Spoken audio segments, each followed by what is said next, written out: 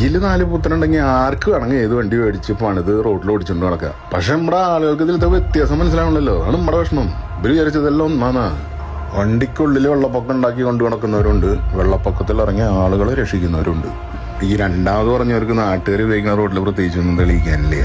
NEET off road, അതായത് ഇവരുടെ പണിയുള്ള റോഡിന് പുറത്താണ്. ഉപയോഗിക്കേണ്ട സ്ഥലവും സമയം നോക്കി മാത്രം ആ ടൂളർ പുറത്തെടുക്കും. പണിയും പോവും. 100% പ്രൊഫഷണൽ.